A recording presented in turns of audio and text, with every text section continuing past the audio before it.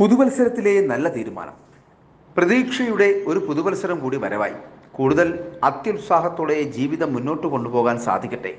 ഓരോ വർഷവും നമ്മൾ പുതിയ പല തീരുമാനങ്ങൾ എടുക്കാറുണ്ട്. അത് കൂടുതലും നമ്മുടെ വ്യക്തി ജീവിതവുമായി ബന്ധപ്പെട്ടതായിരിക്കും. എന്നാൽ ഈ വർഷം നമ്മുടെ അടുപ്പക്കാർ ആരും ആത്മഹത്യ ചെയ്യാതിരിക്കാനുള്ള ശ്രമങ്ങൾ നടത്തുന്നതിനുള്ള തീരുമാനം എടുക്കുന്നതാവട്ടെ.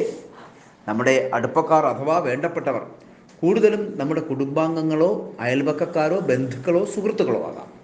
ഒരു വ്യക്തി ആത്മഹത്യാ ചിന്തകളിലായിരിക്കുമ്പോൾ പലപ്പോഴും അവർക്ക് സ്വയം പുറത്തു വരാൻ സാധിക്കില്ല. അവരുടെ ചുറ്റുമുള്ളവർക്കാണ് സഹായിക്കുവാൻ കഴിയുക. ഈ യാഥാർത്ഥ്യം തിരിച്ചറിഞ്ഞ് നമുക്ക് ചുറ്റുമുള്ളവരെ ആഴത്തിൽ മനസ്സിലാക്കാൻ ശ്രമിച്ചാൽ ഈ ലോകത്തിലെ ഏറ്റവും വലിയ വിലയേറിയ പല മനുഷ്യ ജീവനുകളും നമുക്ക് രക്ഷിക്കാൻ സാധിക്കും. ഈ പുതുവർഷത്തിൽ അതിനുള്ള തീരുമാനം നമുക്കെടുക്കാം. ആത്മഹത്യാ പ്രതിരോധ പ്രവർത്തനങ്ങളുമായി ബന്ധപ്പെട്ട് ചില കാര്യങ്ങൾ നമ്മൾ അറിഞ്ഞിരിക്കേണ്ടതായിട്ടുണ്ട്. നമുക്ക് ചുറ്റുമുള്ള അടുപ്പക്കാരിൽ താഴെ പറയുന്ന ലക്ഷണങ്ങൾ ഉണ്ടോ എന്ന് എപ്പോഴും മനസ്സിലാക്കുവാൻ ശ്രമിക്കുക. ഒന്നാമതായിട്ട്, സംസാരം കുറയുക, ഒന്നിനും താല്പര്യമില്ലാതെ ഇരിക്കുക, ഉറക്കക്കുറവ് അനുഭവപ്പെടുക, എപ്പോഴും ക്ഷീണിച്ചിരിക്കുക, ശരിയായി ഭക്ഷണം കഴിക്കാതെ ഇരിക്കുക, സാമൂഹിക ആഘോഷങ്ങളിലൊന്നും പങ്കെടുക്കാതെ ഇരിക്കുക എന്നീ ലക്ഷണങ്ങൾ നമ്മുടെ അടുപ്പക്കാരിൽ കാണുകയാണെങ്കിൽ അവരോട് അടുത്ത് ഇടപഴകുന്നതിന് പ്രത്യേകം സമയം കണ്ടെത്തേണ്ടതും അവരുടെ പ്രശ്നങ്ങൾ മനസ്സിലാക്കുന്നതിന് വേണ്ടി ശ്രമിക്കേണ്ടതും അത്യാവശ്യമാണ്. എല്ലാ മനുഷ്യർക്കും വളരെ അത്യാവശ്യം വേണ്ടുന്ന ഒന്നാണ് മനസ്സ് തുറന്ന് സംസാരിക്കാൻ ഒന്നോ രണ്ടോ ആളുകൾ ഉണ്ടാവുക എന്നുള്ളത്. പല മാനസിക സമ്മർദ്ദങ്ങളും സാധാരണ നിലയിൽ മനസ്സ് തുറന്ന് സംസാരിച്ചാൽ ഒരു പരിധിവരെ നിയന്ത്രിക്കാൻ സാധിക്കും. പ്രത്യേകിച്ചും ആത്മഹത്യാ ചിന്തകളുള്ള ആൾക്കാരിൽ ഇതിൻ്റെ പ്രാധാന്യം വളരെ വലുതാണ്. ഇവരുടെ ചിന്തകൾ വളരെയേറെ ചുരുങ്ങിപ്പോകുന്നത് കൊണ്ട് തന്നെ പ്രശ്നങ്ങളും പരിഹാര മാർഗങ്ങളും വളരെ ഇടുങ്ങിയതായി അവർക്ക് തോന്നും. ആ ചിന്താരീതിയെ വിശാലമാക്കി കൊടുക്കുകയും ജീവിതത്തിന് ഒരു അർത്ഥവും ഉദ്ദേശവും ഉണ്ടെന്ന് ബോധ്യപ്പെടുത്താൻ കഴിഞ്ഞാൽ നമ്മുടെ ഇടപെടൽ വലിയ രീതിയിൽ ഫലപ്രദമാകുന്നതായി കാണാൻ കഴിയും. മദ്യം, ലഹരി പദാർത്ഥങ്ങളുടെ ഉപയോഗവും വിഷാദവും ഒരുമിച്ച് ഒരാൾ കാണുമ്പോൾ അവരിൽ ആത്മഹത്യാ സാധ്യത കൂടുതലാണ് എന്ന് മനസ്സിലാക്കേണ്ടതുണ്ട്.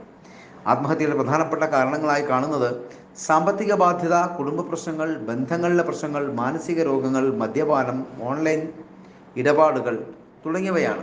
നമ്മുടെ അടുപ്പക്കാർ ആരെങ്കിലും ഇത്തരത്തിലുള്ള സാഹചര്യത്തിലൂടെ കടന്നു പോകുന്നെങ്കിൽ അവരെ പ്രത്യേകം പരിഗണിക്കുകയും അവർക്ക് വേണ്ട സഹായങ്ങൾ ചെയ്യുന്നതിനും ഈ സാഹചര്യം തരണം ചെയ്യാൻ സഹായിക്കുകയും വേണം.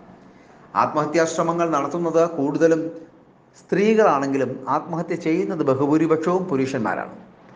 ഒരു വ്യക്തിയിൽ ആത്മഹത്യ സാധ്യത മനസ്സിലാക്കി കഴിഞ്ഞാൽ ആദ്യം ചെയ്യേണ്ടത് മാനസിക പ്രഥമ ശുശ്രൂഷ നൽകുകയാണ്.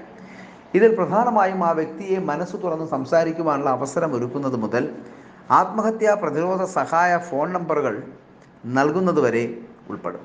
കൂടാതെ മാനസിക ആരോഗ്യ വിദഗ്ധരെ കാണുന്നതിന് വേണ്ടുന്ന സഹായവും സാഹചര്യവും ഒരുക്കുന്നതും വളരെ പ്രധാനപ്പെട്ടതാണ്. ഈ അവസരത്തിൽ നമ്മൾ യാതൊരു കാരണവശാലും മുൻവിധിയോടെ ആ വ്യക്തിയോട് സംസാരിക്കാൻ ശ്രമിക്കരുത്. പകരം ആ വ്യക്തി ജീവിതത്തെ നോക്കിക്കാണുന്നത് വിശാലമാക്കി മാറ്റാൻ വേണ്ടി ശ്രമിക്കുക.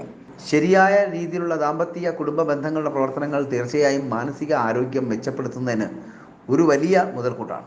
ഈ പുതുവത്സരത്തിൽ നമ്മുടെ അടുപ്പക്കാരുടെ മാനസിക ആരോഗ്യം നിലനിർത്തി ആത്മഹത്യാ സാധ്യതകളിൽ നിന്നും രക്ഷിക്കുന്നതിന് വേണ്ടി നമുക്ക് ആവുന്നതെല്ലാം ചെയ്യാം എന്ന് പ്രതിജ്ഞയെടുക്കാം. അങ്ങനെ ആത്മഹത്യ വളരെയേറെ വർദ്ധിച്ചു വരുന്ന ഈ കാലഘട്ടത്തിൽ ഈ ലോകത്തിലെ ഏറ്റവും വിലയേറിയ മനുഷ്യജീവനെ രക്ഷിക്കുന്നതിന് വേണ്ടി നമുക്കെല്ലാവർക്കും കഠിനമായി പ്രയത്നിക്കാം. ഇത് മാനസിക ആരോഗ്യ മേഖലയിൽ പ്രവർത്തിക്കുന്നവർ മാത്രം വിചാരിച്ചിട്ട് കാര്യമില്ല.